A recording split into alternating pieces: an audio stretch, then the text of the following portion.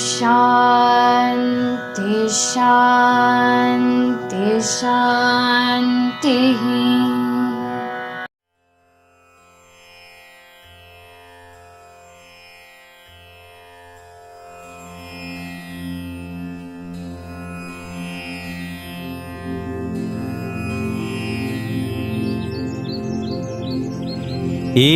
ईश्वराम्बा सुत श्रीमन्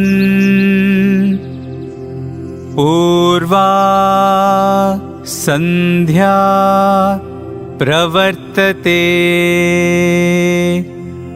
उत्तिष्ठ सत्यसाईशा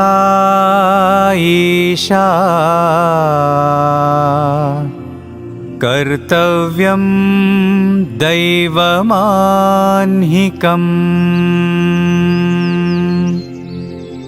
उत्तिष्ठोत्तिष्ठ पर्तीश उत्तिष्ठ जगतीपते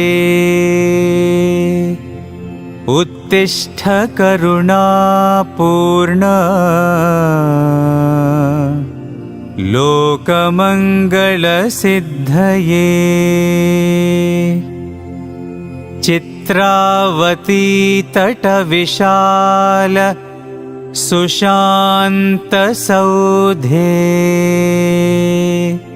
तिष्ठन्ति सेवकजनास्तव दर्शनार्थम्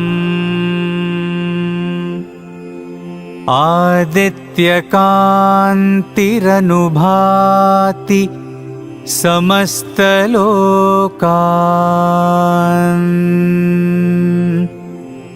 श्री सत्यसाई भगवन् तव सुप्रभातम्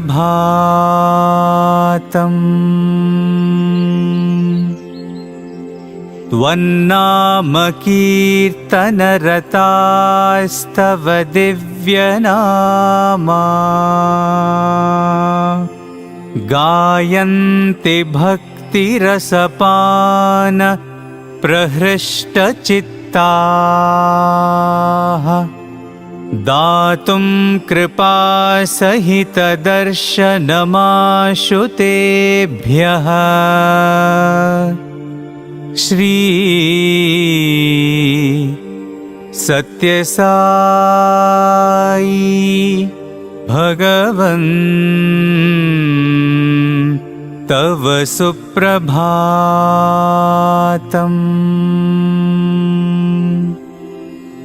आदाय दिव्यकुसुमानि मनोहराणि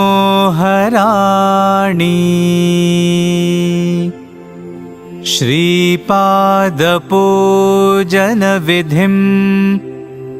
भवदङ्घ्रिमूले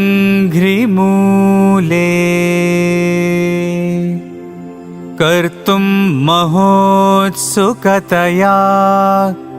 प्रविशन्ति भक्ताः श्री सत्यसाई भगवन् तव सुप्रभातम्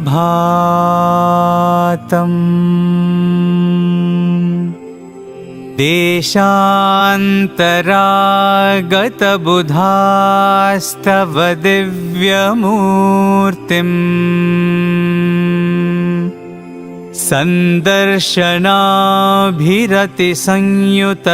सन्दर्शनाभिरतिसंयुतचित्तवृत्त्या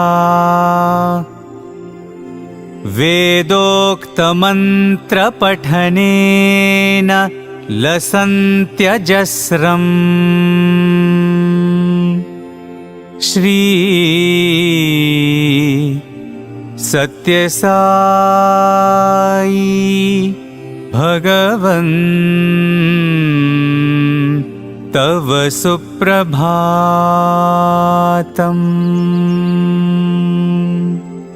श्रुत्वा तवाद्भुतचरित्रमखण्डकीर्तिम् व्याप्तां दिगन्तरविशाल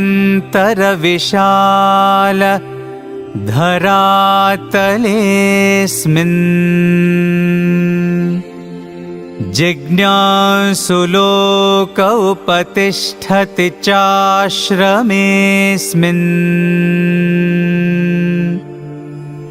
श्री सत्यसाई भगवन् तव सुप्रभातम्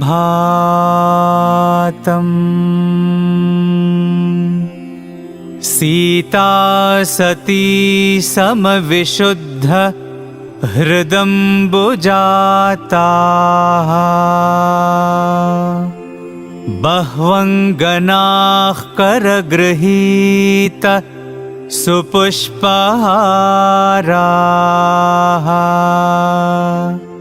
स्तुन्वन्ते दिव्यनुतिभिः फणिभूषणं त्वाम् श्री सत्यसाई भगवन् तव सुप्रभातम्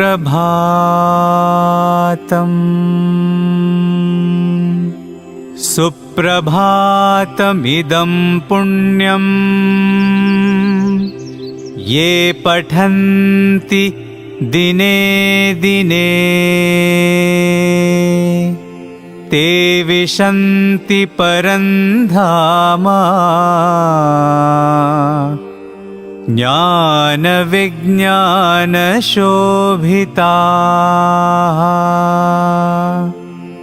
मङ्गलं गुरुदेवाय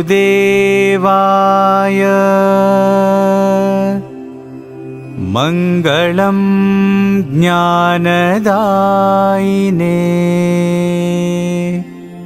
मङ्गलं पर्तिवासाय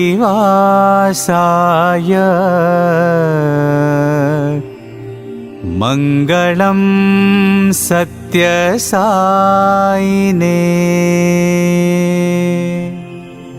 ॐ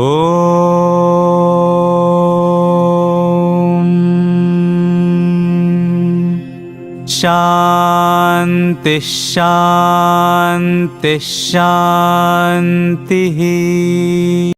ओम श्री गणेशाय नमः। ओम श्री साई राम। भगवान बाबा के कमल रूपी चरणों में मेरे अनगिनत प्रणाम। उपस्थित सभी वरिष्ठ जनों को मेरा सादर सप्रेम साई राम। यह आज मेरा बहुत बड़ा सौभाग्य है कि मैं आज ऐसे व्यक्तित्व को आप सभी से परिचित कराने जा रही हूँ जो न सिर्फ मेरी गुरु हैं अपितु जिन्होंने पूरे मध्य प्रदेश राज्य में वेद आंदोलन को गति दी। जी हाँ, मैं बात कर रही हूँ श्रीमती लता राज आंटी जी की। आप मध्य प्रदेश राज्य की वेद प्रभारी हैं एवं आपने पूरे राज्य में अनेकानेक बहनों को मास्टर ट्रेनर एवं पोटेंशियल ट्रेनर बनाया है, जिसके कारण आज मध्य प्रदेश राज्य में अनेक अनेक बहनें वेद सीख पा रही हैं। यह हमारे लिए अत्यंत हर्ष का विषय है कि YouTube कार्यक्रम के माध्यम से हम गणपति जी के 10 दिन तक गणपति अथर्वशीर्ष जो सभी विघ्नों का नाश करता है वह लता राज आंटी से सीखेंगे। लता आंटी हमें आज से गणपति अथर्वशीर्ष व्याकरण सहित सिखाएंगी। तो मैं सादर आमंत्रित करना चाहती हूँ श्रीमती लता राज आंटी को। जय साई राम।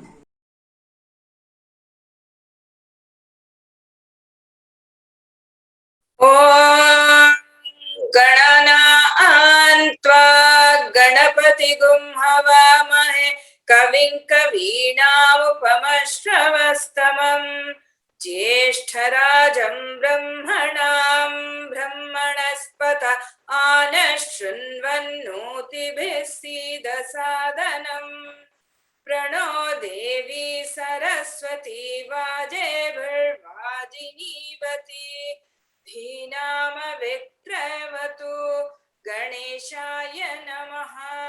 सरस्वत्यै नमः। श्रीगुरुभ्यो नमः। हरिः ओम्। ॐ शान्ति शान्ति शान्तिः। भद्रं कर्णेभिः शृणुयाम देवाः भद्रं पश्येमाक्षभिर्यजत्राः स्थिरैरङ्गैस्तुष्टुवागुंसस्तनूभिः व्यशेम देवहितं यदायुः स्वस्ति न इन्द्रो वृद्धश्रवाः स्वस्ति नः पूषा विश्ववेदाः स्वस्ति नस्तार्क्ष्यो अरिष्ठनेमिः स्वस्ति नो बृहस्पतिर्दधातु। ॐ शान्ति शान्ति शान्तिः।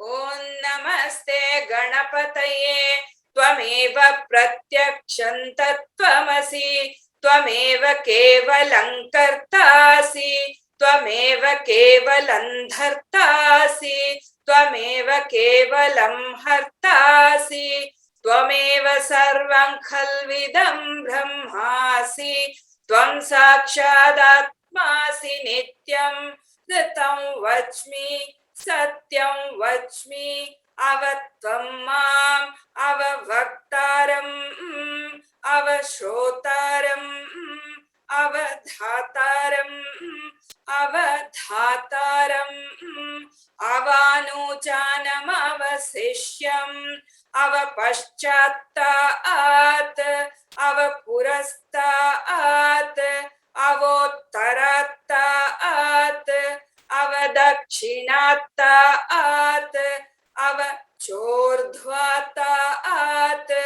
अवाधरात्तात् सर्वतो मां पाहि पाहि समन्तात् त्वं वाङ्मयस्त्वं चिन्मयः त्वमानन्दमयस्त्वं ब्रह्ममयः त्वं सच्चिदानन्दाद्वितीयोऽसि त्वं प्रत्यक्षं ब्रह्मासि त्वं ज्ञानमयो विज्ञानमयोऽसि सर्वं जगदिदं त्वत्तो जायते सर्वं जगदिदं त्वत्तस्तिष्ठति सर्वं जगदिदं त्वयि लयमेष्यति सर्वं जगदिदं त्वयि प्रत्येति त्वं भूमिरापो नलो नीलो नभः त्वं चत्वारि वा आक्पदानि त्वं गुणत्रयातीतः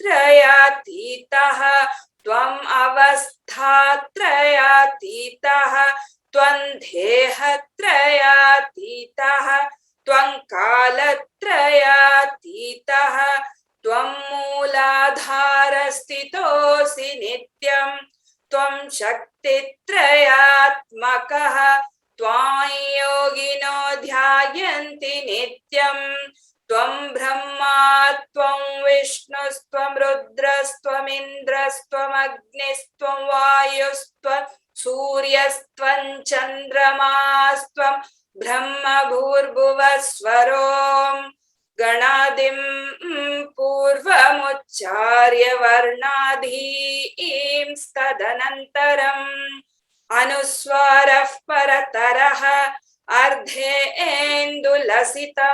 तारेण रुद्धम् एतत्तव मनुस्वरूपम् गकारः पूर्वरूपम् अकारो मध्यमरूपम् अनुस्वारश्चान्त्यरूपम् बिन्दुरुत्तररूपम् नादः सन्धानम् सगुंहिता सन्धिः सैषा गणेश विद्या गणक ऋषिः निचृद्गायत्री छन्दः गणपतिर्देवता ॐ गं गणपतये नमः एकदन्ताय विद्महे वक्रतुण्डाय धीमहि तन्नो दन्तिः प्रचोदयात् एकदन्तं चतुर्हस्तं पाशमङ्कुशधारिणं हृदं च वरदं हस्तैर्बिभ्राणं मूषकध्वजं रक्तलम्बोदरं शूर्पकर्णकं रक्तवाससं रक्तगन्धानुलिप्ताङ्गं रक्तपुष्पैः सुपूजितम् भक्तानुकम्पिनं देवं जगत्कारणमच्युतम् आविर्भूतं च सृष्ट्यादौ प्रकृतेः पुरुषात् परम् एवं ध्यायति यो नित्यं स योगी योगिनां वरः नमो व्रातपतये नमो गणपतये नमः प्रमथपतये नमस्ते स्तुलम्बोदराय एकदन्ताय विघ्ननाशिने शिवसुताय वरदमूर्तये नमः एतदथर्वशीर्षं यो धीते स ब्रह्मभूयाय कल्पते स सर्वविघ्नैर्न बाध्यते स सर्वत्र सुखमेधते स पञ्चमहापापात्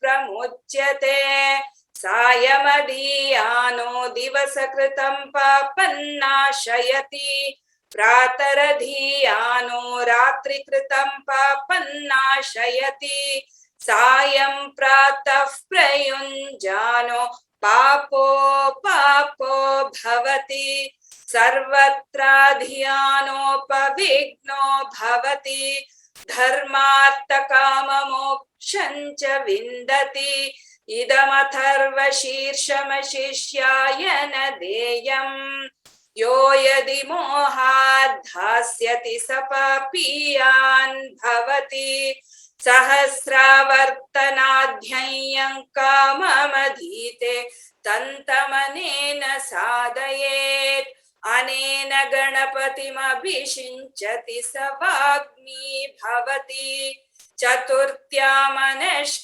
जपति स विद्यावान् भवति इत्यतर्वणवाक्यं ब्रह्माध्यावरणं विद्यान् न बिभेति कदाचनेति यो दूर्वाङ्कुरैर्यजति स वैश्रवणोपमो भवति यो लाजैर्यजति स यशोवान् भवति स मेधावान् भवति यो मोदकसहस्रेण यजति स वाञ्छितफलमवाप्नोति यस्साज्यः समेद्भिर्यजति स सर्वल्लभते अष्टौ ब्राह्मणान् सम्यग् ग्राहयित्वा सूर्यवर्चस्वी भवति सूर्यग्रहे महानद्यां प्रतिमासन्निधौ वा जप्त्वा सिद्धमन्त्रो भवति महाविघ्नात् प्रमुच्यते महादोषात् प्रमुच्यते महाप्रत्यवायात् प्रमुच्यते स सर्वविद् भवति स सर्वविद् भवति य एवं वेद इत्युपनिषत् भद्रं कर्णेभिः शृणुयाम देवाः भद्रं पश्येमाक्षभिर्यजत्राः स्थिरैरङ्गैस्तुष्टुवागुंसस्तनूभिः व्यशेम देवहितं यदायुः स्वस्ति न इन्द्रो वृद्धश्रवाः स्वस्ति नः पूषा विश्ववेदाः स्वस्ति नस्तार्क्ष्यो अरिष्ठनेमिः स्वस्ति नो बृहस्पतिर्दधातु ओम शांति शांति शांतिः।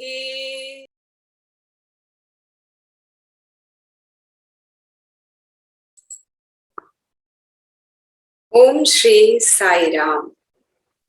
हमारे प्रिय भगवान श्री सत्य साई बाबा जी की कमल चरणों में शतकोटि प्रणाम और आप सभी को सप्रेम साई राम।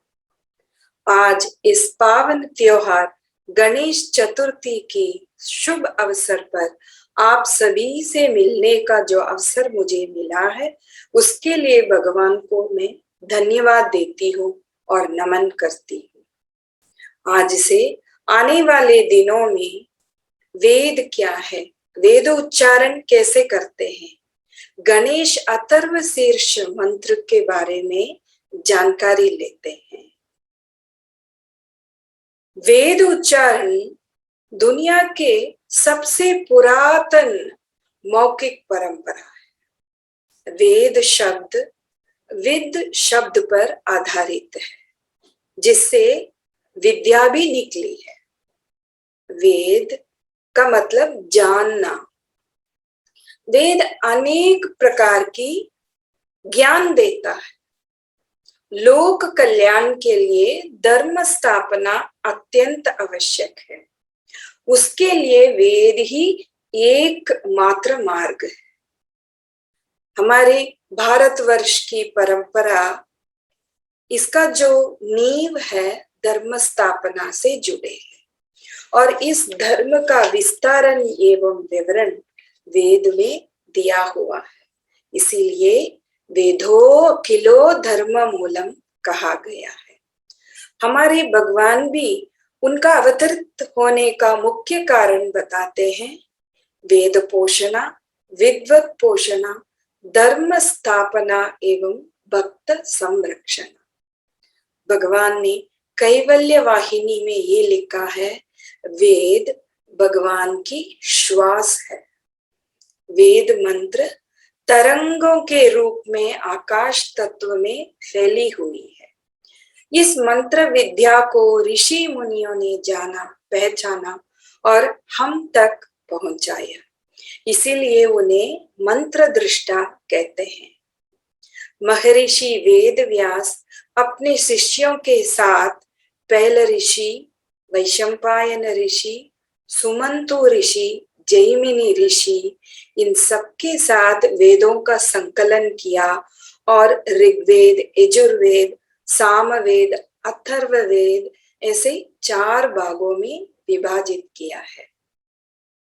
वेद अनेक प्रकार की विद्या भी देती है, जैसे ज्योतिष विद्या, शास्त्र विद्या, भौतिक विद्या, रसायन विद्या, कृषि, मेटलर्जी और तंत्र विद्या, गणित इत्यादि। दुनिया की सब प्रकार की विद्या की स्रोत है वेद।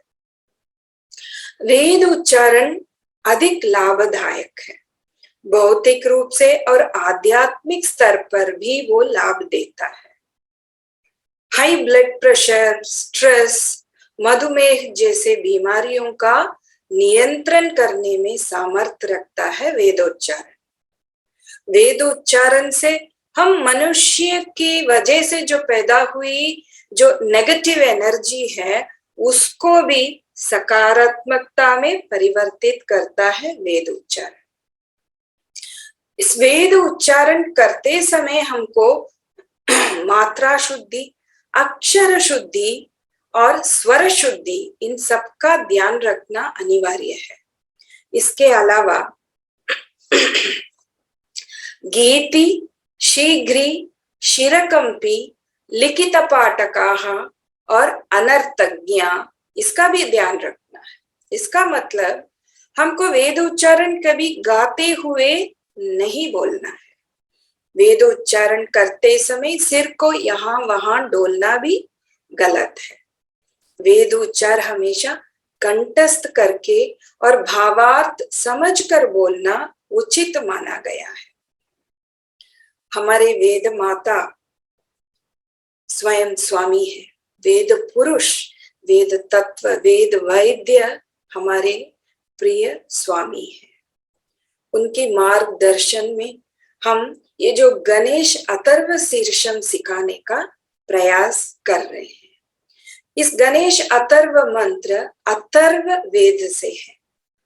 इसमें गणेश जी को ब्रह्म तत्व और सच्चिदानंद स्वरूप कहा गया है। इस सृष्टि का स्थिति, लय और कारण सब कुछ भगवान श्री गणेश जी करके बताया गया है। अथर्व का मतलब है विचलित मन को शांत रखने का प्रयास।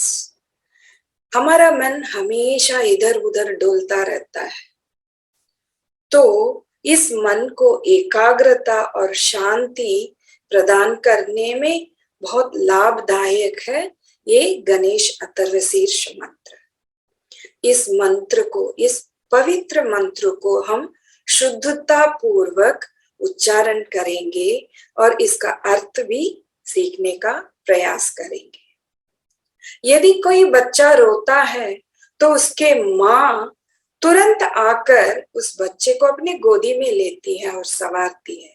उसी तरह यदि हम इस मंत्र वेद उच्चारण हम शुद्धता पूर्वक, भक्ति पूर्वक हम उच्चारण करने का प्रयास करेंगे, सीखेंगे, तो हमारे वेद माता, हमारे स्वामी स्वयं हमारे सामने आकर हमको आशीर्वाद देंगे। मैं उम्मीद करती हूँ आने वाले दिनों में आप सभी मेरे साथ जुड़े रहेंगे और इस मंत्र को सीखने में सफलता होंगे। जय साई राम।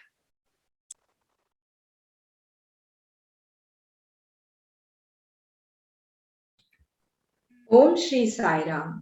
हमारे प्रिय भगवान श्री सत्य साई बाबा के चरण कमलों में शतकोटि नमन और आप सभी को प्यार भरा साई राम। आज से हम, जैसे कल बताया, गणेश अथर्वशीर्ष मंत्र का उच्चारण, व्याकरण और उसका भावार्थ जान लेंगे। गणेश अथर्वशीर्ष मंत्र के शुरुआत में और अंत में हम शांति पाठ करते हैं। भद्रं कर्णेवी से शुरू होता है। पहले इसका अर्थ समझ लेंगे। भद्रं कर्णेवी शृणुयाम देवाः। इस कान से हम जो भी सुनते हैं वो मंगलमय हो, जो सुनने लायक है वही हम सुने। भद्रम पश्ये माक्षभिर यजत्राः। हम जो भी देखते हैं इन आंखों से वो मंगलमय हो। हम जो भी देखने लायक हो वही देखें। स्थिरैरंगै तुष्टुवागुं सस्तनूभिः। हमारे अंग स्थिर हो। ध्यान या प्रार्थना लगाते समय हमारा अंग स्थिर हो। व्यशेम देवहितम यदायुः। देवताओं ने हमारे लिए जो आयु सुनिश्चित किया है, उस आयु काल में हम आध्यात्मिक उन्नति के लिए ही हमारा समय बिताए। हम साधना ऐसे करें ताकि हम पुरुषार्थ के लक्ष्य को प्राप्त कर सके। स्वस्ति न इंद्रो वृद्धश्रवाः। इंद्रदेव हमको वृद्धि प्रदान करे और हमको स्वस्थ रखे। स्वस्ति न पूषा विश्ववेदाः। पूषा जो सूर्य देव है, जो विश्व के प्रथम ज्ञानी माना जाता है, वो हमें रक्षा करे और स्वस्थ रखे। स्वस्ति नस्तार्क्ष्यो अरिष्ठनेमिः। तर्क्ष्य एक दिव्य पक्षी है, वो हमें रक्षा करें और स्वस्थ रखें। स्वस्तिनो बृहस्पतिर् ददातु। बृहस्पति जो देवों का गुरु है, वो हमें स्वस्थ रखे। अंत में हम 3 बार ओम शांति का उच्चारण करते हैं। 3 बार क्यों करते हैं? एक आध्यात्मिक के लिए, एक आदि भौतिकम, एक आदि दैविकम। इसका मतलब है आध्यात्मिक मतलब 3 प्रकार की बाधाएं जो आते हैं, उसके आध्यात्मिक का मतलब है हमारे अंदर की जो बाधा, जो हमारा अस्वस्थ होने के कारण है ना, मन का अशांति के होने के कारण जो बाधाएं हम खुद से जो उत्पन्न होता है, उसी को हम आध्यात्मिकम बोलते हैं। उससे शांति चाहिए। और आदि भौतिकम मतलब अन्य कोई जीव जंतु से जो बाधाएं आते हैं, उसके लिए शांति। आदि दैविकम का मतलब है प्राकृतिक बाधाएं जो आते हैं, उसके लिए जो हम तीसरी शांति। इस प्रकार हम ये शांति पाठ बोलकर अथर्वशीर्ष का मंत्र शुरू करते हैं। अब इसके व्याकरण की ओर हम ध्यान देंगे।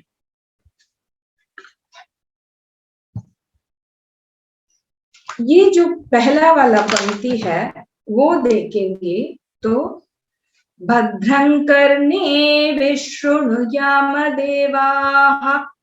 इसमें भद्रं आपने देखा होगा, यहाँ अनुस्वार लगा है। अनुस्वार मतलब क्या है? जो भी अक्षर के ऊपर एक बिंदी जो लगा है उसको अनुस्वार बोलते हैं। यहाँ भद्रम में है और तुष्टुवागम वहां पर है अनुस्वार, देवहितम वहां पर भी अनुस्वार है। तो इस अनुस्वार बोलते समय क्या विधि हमको देखना चाहिए वो देख लेते हैं। हमेशा अनुस्वार के बाद वाला अक्षर के ऊपर निर्भर करता है इसका उच्चारण।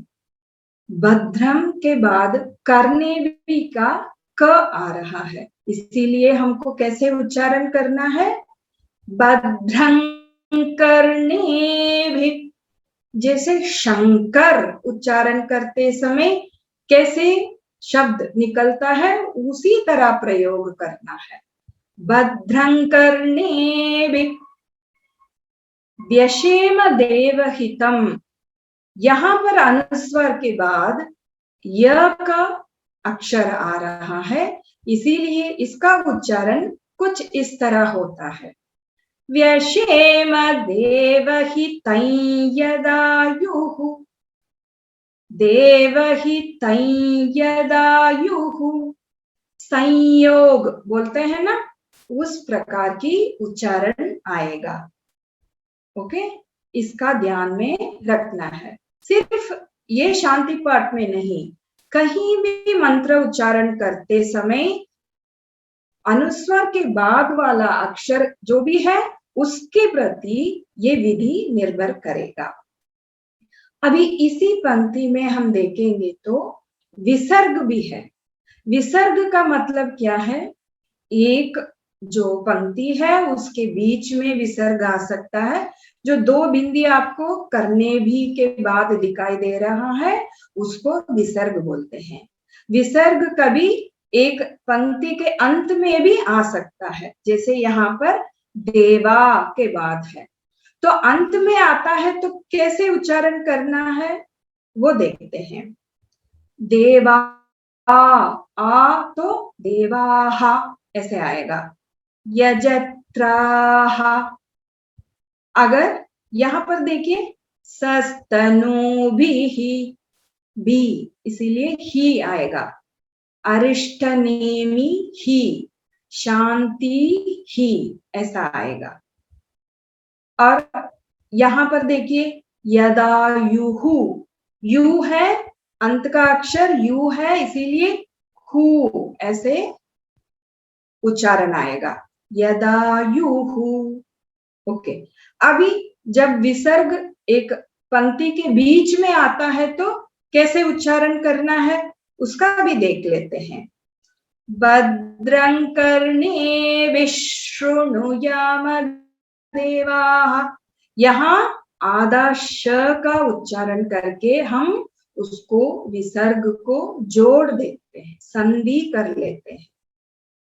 इसका भी विसर्ग के बाद वाला अक्षर के ऊपर निर्भर करता है। यहाँ शृणु श से है, जैसे आन शृण्वन्, उसमें भी आधा श का प्रयोग करते हैं। उसी तरह यहाँ पर भी संधि ऐसे करना है। भद्रं कर्णेभिः शृणुयाम देवाः। अब यहाँ दूसरा जगह पर देखिएगा, स्वस्ति न पूषा, वहां पर विसर्ग के बाद प का अक्षर है तो कैसे आएगा उच्चारण, स्वस्ति न पूषा, आधा फ का उच्चारण आएगा, स्वस्ति न पूषा। जहां भी विसर्ग के बाद फ आएगा या प्र आएगा तो आपको आधा फ का उच्चारण आएगा। आप सर्वदेवता गायत्री में भी देखिएगा, तन्नो रुद्रः प्रचोदयात्, तो इस तरीके का उच्चारण आता है। तो हमेशा हम मंत्र उच्चारण करते समय ये सारे बातों को ध्यान में रखनी चाहिए। प्राण की ओर आते हैं। महाप्राण मतलब क्या है, एक अक्षर को भल प्रयोग करके उच्चारण करते हैं तो वो अक्षर महाप्राण वाले अक्षर कहला जाता है। और एक अल्प प्राण वाले भी हैं। दवाई, आप देखो हाथ आगे ऐसे करके दवाई बोलेंगे तो आपके हाथ में हवा का महसूस नहीं होगा। उसी तरह धनुष बोलेंगे तो आपका हवा का थोड़ा सा महसूस होगा हाथ में, तो वो धनुष वाला ध है, महाप्राण है, जो हवा के साथ बोलते हैं। जैसे ये जो शांति पाठ में भद्रम में भ महाप्राणा है, माक्षभिर भ, स्थिरैरंगै में थ है ना, नोति भी, वृद्धश्रवाः का ध, ओके, देन धधातु। तो इसी तरह का हवा के साथ, प्राण वायु के साथ जो बल प्रयोग करके बोलते हैं वो महाप्राणाक्षर कहते हैं। तो इन सब बातों को हम बहुत अच्छी तरह समझकर उच्चारण करनी चाहिए। अब ये जो शांति पाठ में कहाँ कहाँ हमको उच्चारण करते समय दिक्कत होती है वो भी देख लेते हैं। करने भी में कभी कभी कुछ लोग करने भी छोटा न का प्रयोग करते हैं, वो फिर गलत हो जाएगा। करने भी न जो है, हम हमारा जो जिह्वा को अंदर की ओर, मतलब मूर्धन्य, आप सभी लोग जानते हैं कंट्य, तालव्य, मूर्धन्य, दांत्य और ओष्ठ्य का उच्चारण आप समझते हैं। तो ये न जो है मूर्धन्य वाला उच्चारण का प्रयोग करेंगे। शृणुयामदेव, वहां पर भी न सही उच्चारण होना चाहिए। माँ अक्षभिर, तो माक्षभिर करके आएगा, तो अक्ष का उच्चारण सही होना चाहिए। और स्थिरैरंगै, यहाँ पर क्या करते हैं, इस स्थिरै करके कुछ लोग बोलेंगे तो वो गलत उच्चारण होगा। स्त्री, स्थान, वो कैसे बोलते हैं, उसी तरह प्रयोग करनी चाहिए। स्थिरैरंगै, ओके।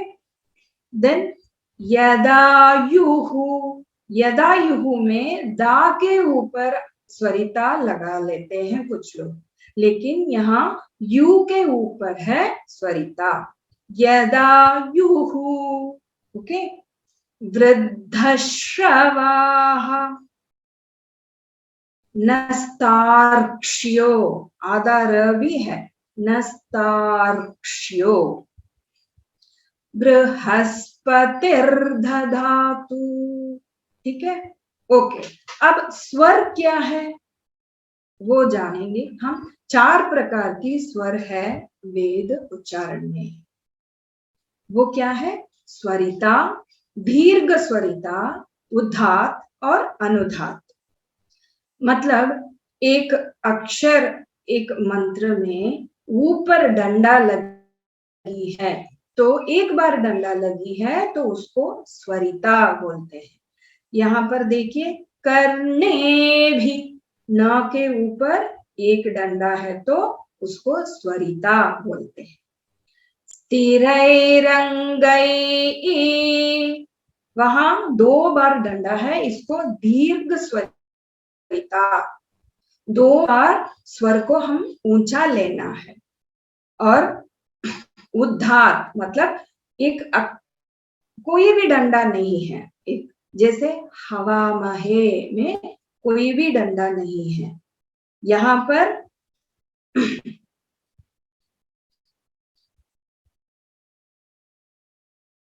देवा, देखिए देवाहा, देवा में कोई भी डंडा नहीं है, तो हम इसका कैसे उच्चारण करेंगे, देवाहा सीधा करेंगे।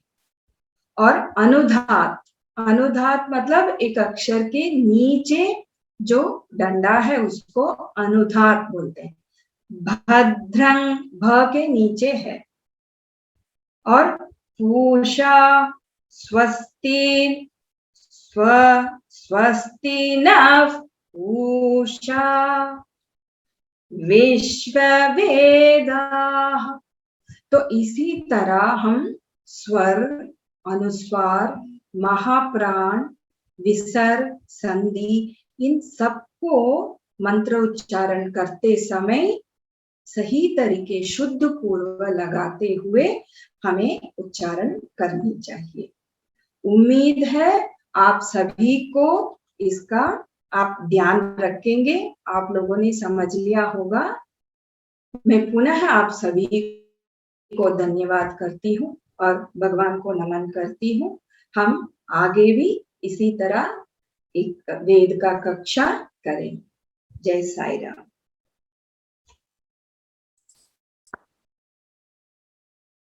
यदक्षरपदभ्रष्टं मात्राहीनं तु यद्भवेत् तत्सर्वं क्षम्यतां देवनारायण नमोऽस्तुते। विसर्गबिन्दुमात्राणि पदपादाक्षराणि च न्यूनानि चातिरिक्तानि क्षमस्व साईश्वर। अपराधसहस्राणि क्रियन्ते हर्निशं मया दासोऽयमिति मां मत्वा क्षमस्व साईश्वर। अन्यथा शरणं नास्ति त्वमेव शरणं मम तस्मात् कारुण्यभावेन रक्ष रक्ष साईश्वर। हरिः ओम तत्सत् श्री साईश्वरार्पणमस्तु। ओम शांति शांति शांतिः। स्वस्ति प्रजाभ्यः परिपालयन्तां न्यायेन मार्गेण महीं महिषाम् गोब्राह्मणेभ्यः शुभमस्तु नित्यम्। समस्तलोकाः सुखिनो भवन्तु। समस्तलोकाः सुखिनो भवन्तु। समस्तलोकाः सुखिनो भवन्तु। ओम शांति शांति शांतिः। अब मैं आमंत्रित करना चाहती हूँ श्रीमती दिव्या बहरवानी आंटी जी को। आप श्री सत्य साई सेवा संगठन भारत की एजुकेशन इन ह्यूमन वैल्यूज की फैकल्टी हैं एवं आप मध्य प्रदेश राज्य की भी एजुकेशन इन ह्यूमन वैल्यूज की टीम मेंबर हैं। आपने पुट्टपर्ती में किए गए अनेकानेक नाटकों में बाल विकास के बच्चों को गाइड एवं ट्रेन किया है। मैं सादर आमंत्रित करना चाहती हूँ श्रीमती दिव्या बहरवानी आंटी जी को। जय साई राम। ओम श्री साई राम। एकदंताय विद्महे वक्रतुंडाय धीमहि तन्नो दन्ति प्रचोदयात्। एक दंत भगवान श्री गणेश को मेरा कोटि कोटि नमन। आप हम सभी के प्यारे भगवान श्री सत्य साई बाबा के कमल रूपी चरणों में मेरा प्रणाम और आप सभी के हृदय में विराजे साई गणेश को मेरा प्रेम भरा साई राम।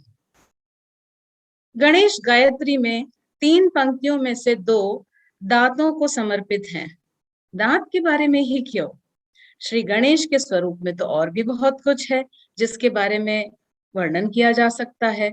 हम सभी को पता है किस प्रकार महर्षि वेद व्यास ने महाभारत अनवरत लिखने का कार्य श्री गणेश को दिया था और लिखते लिखते बीच में जब उनकी लेखनी टूट जाती है तब भी वह इस बात की चिंता नहीं करते हैं कि जो उनका दांत है वो उनके व्यक्तित्व का सबसे महत्वपूर्ण हिस्सा है, लेकिन कार्य को पूर्ण करने के लिए वे अपना दांत तोड़कर लिखना जारी रखते हैं।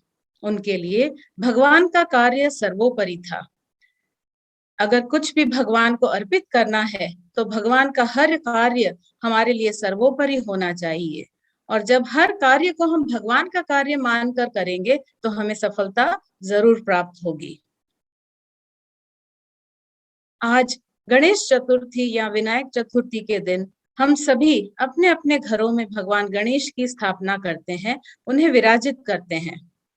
भाद्रपद के महीने में शुक्ल चतुर्थी अर्थात चौथा दिन भगवान गणेश के जन्मदिन के रूप में उत्साह पूर्वक हम सब मनाते हैं। आइए बात करते हैं भगवान श्री गणेश की स्थापना और उनके विसर्जन के बारे में।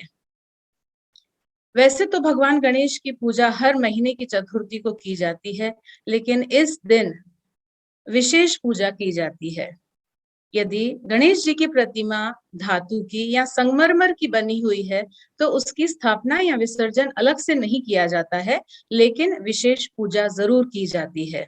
लेकिन जब मूर्ति मिट्टी की बनाई जाती है तो भगवान गणेश की स्थापना करके 10 दिनों तक हम उनकी पूजा करते हैं। इस 10 दिन की अवधि में हम भगवान गणेश को अपने हृदय में स्थापित करते हैं और तत्पश्चात हमें भौतिक स्वरूप की आवश्यकता नहीं होती है, क्योंकि हम भगवान गणेश को अपने मन की आंखों से देखते हैं। और 10 दिनों बाद हम मूर्ति को विसर्जित करते हैं। जो मूर्ति पंच तत्व से बनी थी वह वापस पंच तत्व में ही विलीन हो जाती है। पौराणिक कथाओं के अनुसार महर्षि वेद व्यास ने महाभारत लिखने के लिए श्री गणेश का चयन किया और इस लिखने के कार्य को श्री गणेश ने चतुर्थी के दिन से ही प्रारंभ किया और लगातार वेद व्यास जी ने लगातार 10 दिनों तक उन्हें महाभारत की कथा सुनाई जो गणेश जी ने अक्षरशः लिखी थी।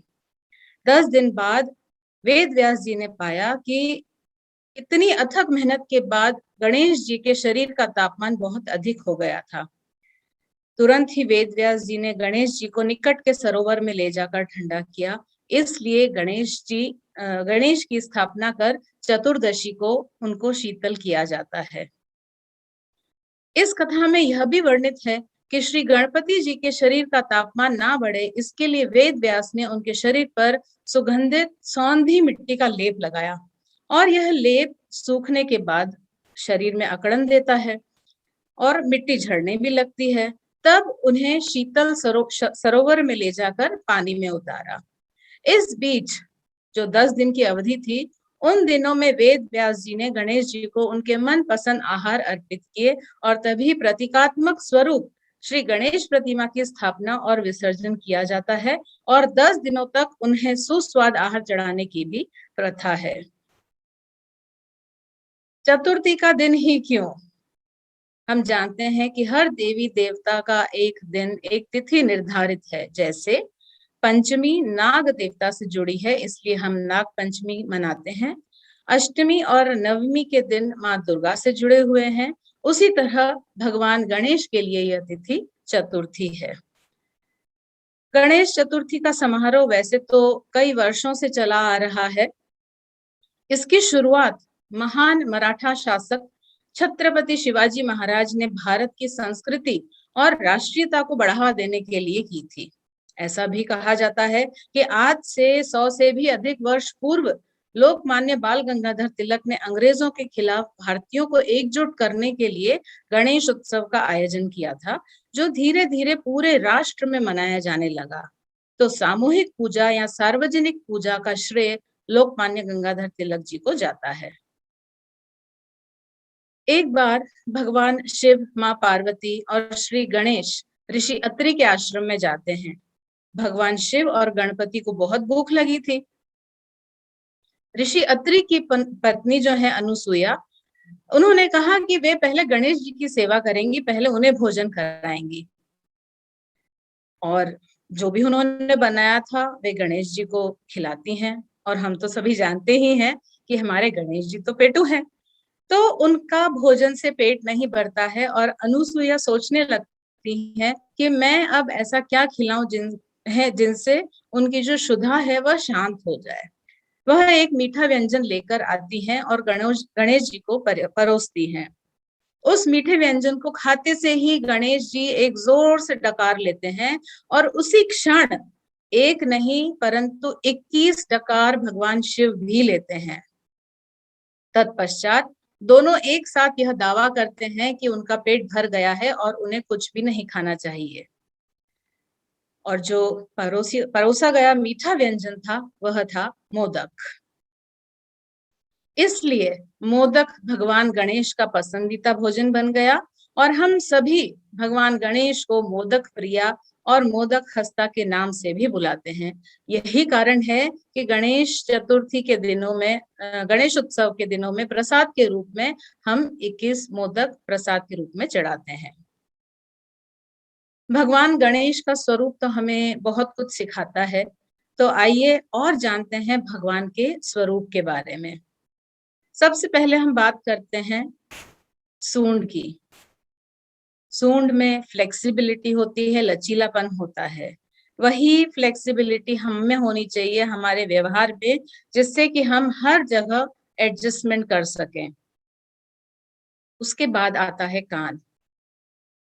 हम सभी गणेश जी को की मूर्ति को हमने देखा है, क्योंकि उनका जो मस्तक है वह हाथी का है, तो उनके कान भी बहुत बड़े हैं। बड़े कान यह हमें सिखाते हैं कि हमें अच्छा श्रोता होना चाहिए एवं ध्यान से सुनना चाहिए।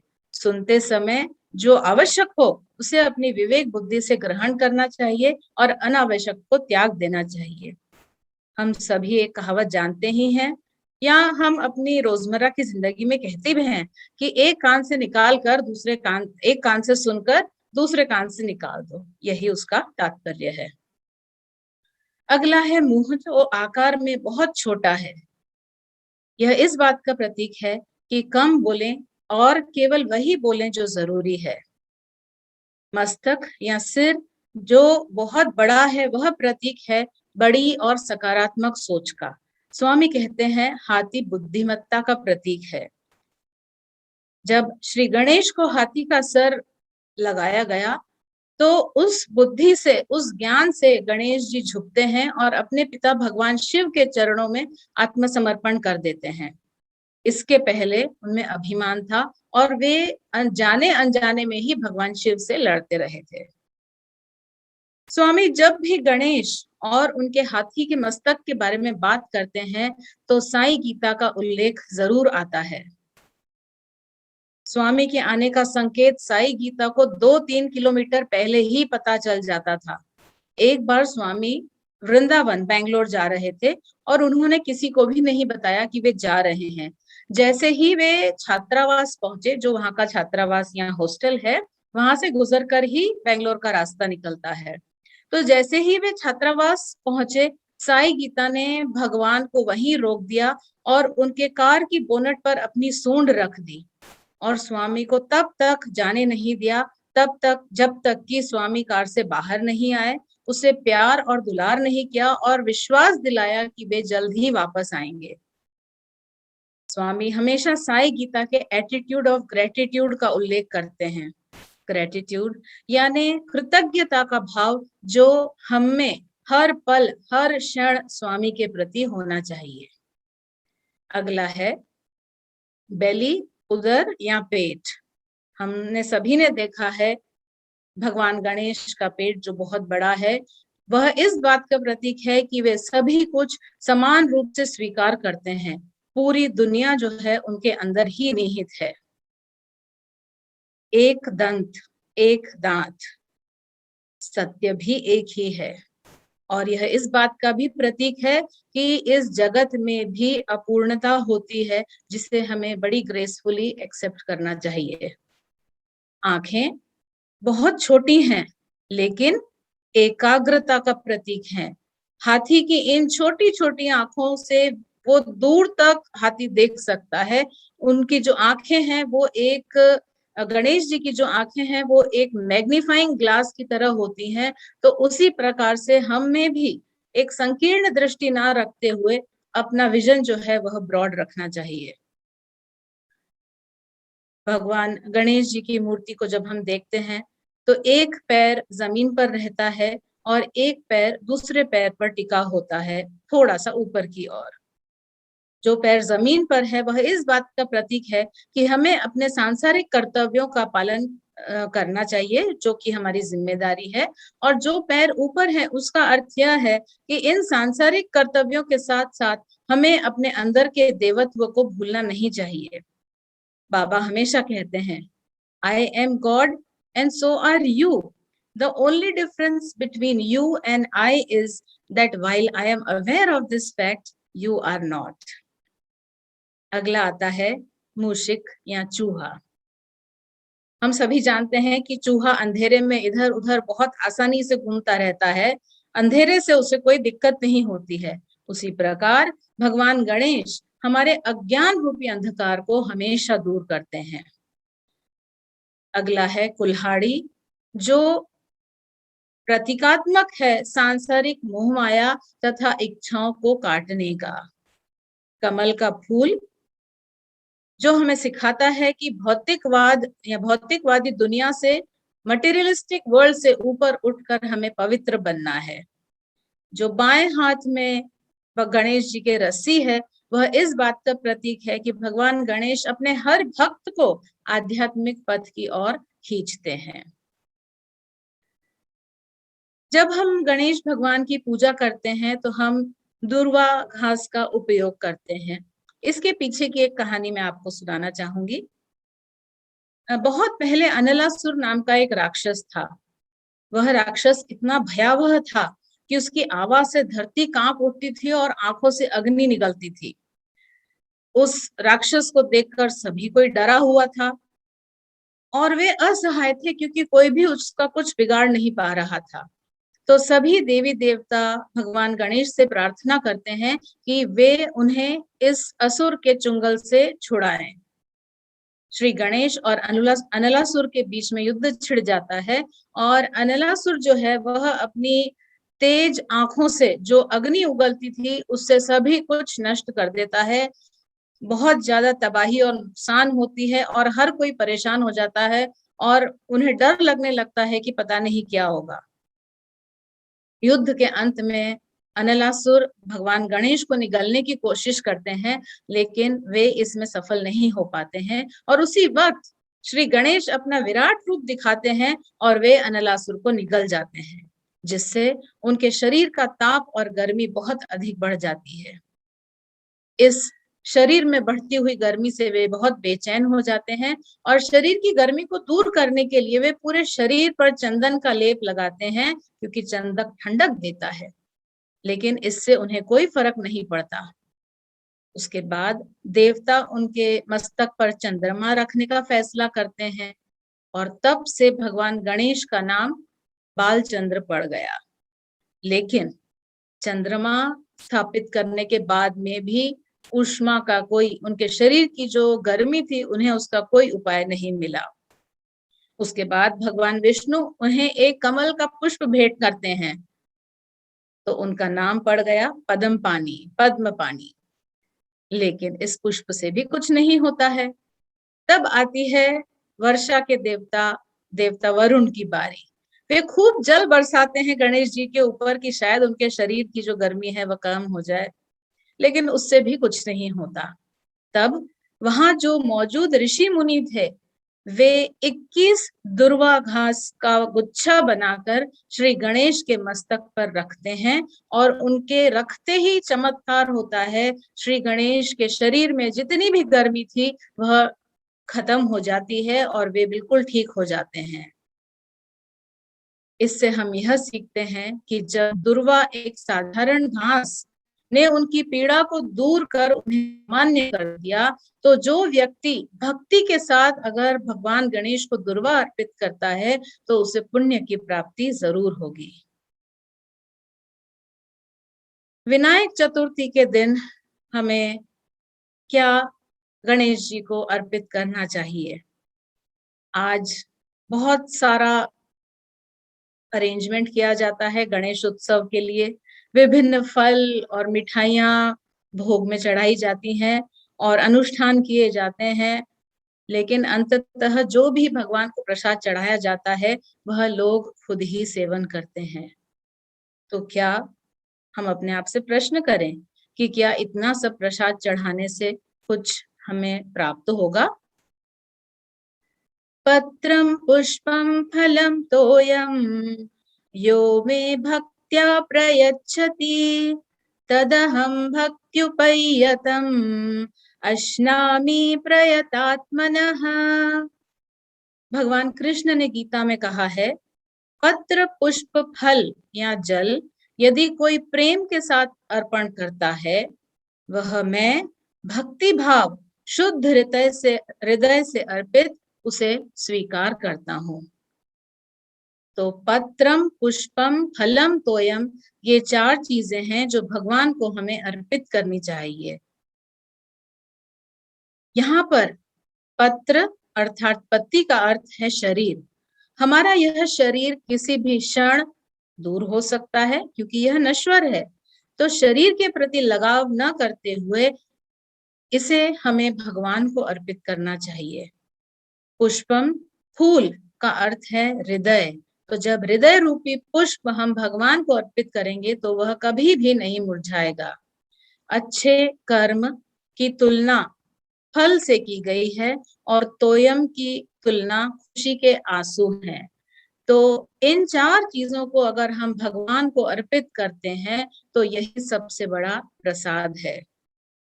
स्वामी ने कहा है, 10 दिनों तक गणपति की पूजा करने का एक आंतरिक अर्थ है। प्रत्येक दिन इंद्रियों में से किसी एक पर नियंत्रण प्राप्त करने के लिए समर्पित होना चाहिए। तभी हम इन 10 दिनों में इन 10 इंद्रियों पर नियंत्रण प्राप्त कर सकते हैं।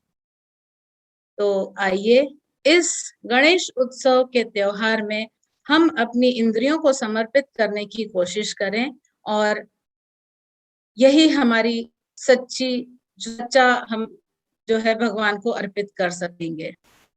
आप सभी को गणेश चतुर्थी की हार्दिक शुभकामनाएं। साई राम।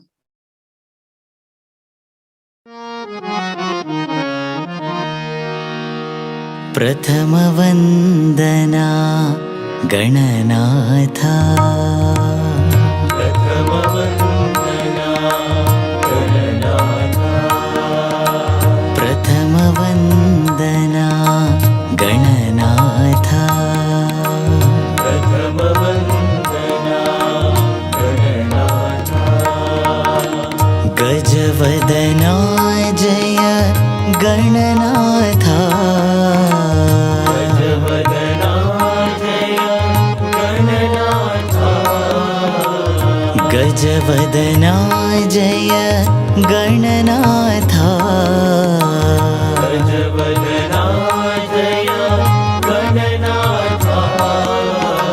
प्रथम वंदना गणनाथा, प्रथम वंदना गणनाथा, विद्यादायक बुद्धिप्रदायक,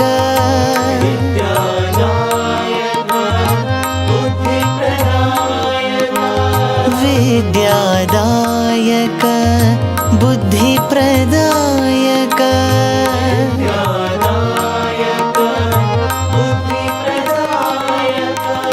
विघ्न विनाशक विनायक, विघ्न विनाशक विनायक, विघ्न विनाशक विनायक,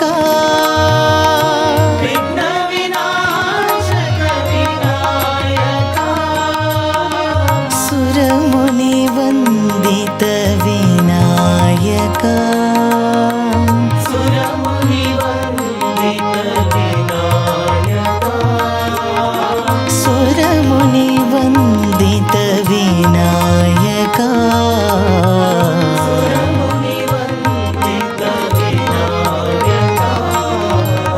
प्रथम वंदना गणनाथा,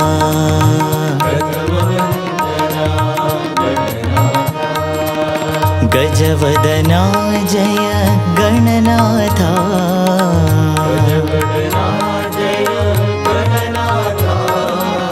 प्रथम वंदना गणनाथा,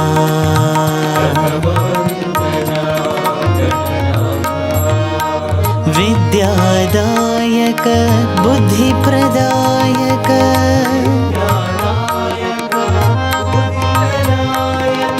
विघ्न विनाशक विनायक,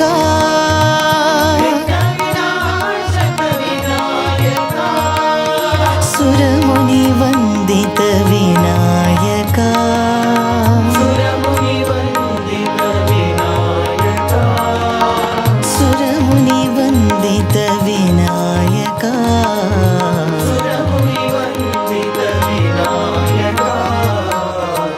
प्रथम वंदना गणनाथा।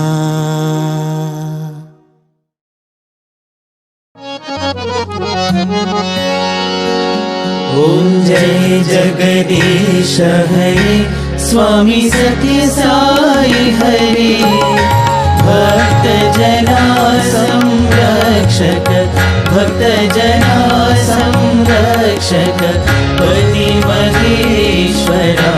ओम जय जगदीश हरे, शशिवदना श्रीकरा सर्वा प्राणपते स्वामी सर्वा प्राणपते। आश्रित कल्पलतिका आश्रित कल्पलतिका आपदान्धवा। ओम जय जगदीश हरे, माता पिता गुरुदैवमु मरि अंतयु नीवे स्वामी मरि अंतयु नीवे। नाद ब्रह्म जगन्नाथा नाद ब्रह्म जगन्नाथा नागेन्द्र शयना। ओम जय जगदीश हरे, ओंकार रूप ओजस्वी हो साई महादेवा सत्य साई महादेवा। मंगल आरती अंधुको मंगल आरती अंधुको मंगल गिरिधारी। ओम जय जगदीश हरे, नारायण नारायण ओम सत्य नारायण नारायण नारायण ओम नारायण नारायण ओम सत्य नारायण नारायण ओम सत्य नारायण नारायण ओम। जय सद्गुरुदेवा नारायण नारायण ओम सत्य नारायण नारायण नारायण ओम नारायण नारायण ओम सत्य नारायण नारायण ओम सत्य नारायण नारायण ओम। जय सद्गुरुदेवा नारायण नारायण ओम सत्य नारायण नारायण नारायण ओम नारायण नारायण ओम सत्य नारायण नारायण ओम सत्य नारायण नारायण ओम। जय सद्गुरुदेवा।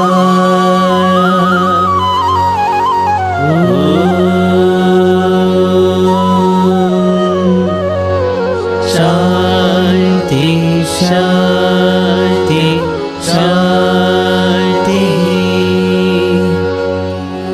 समस्त लोकाः सुखिनो भवन्तु समस्त लोकाः सुखिनो भवन्तु समस्त लोकाः सुखिनो भवन्तु।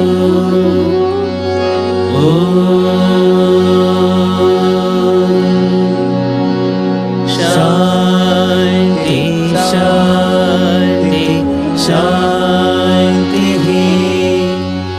जय बोलो भगवान श्री सत्य साई बाबा जी की जय।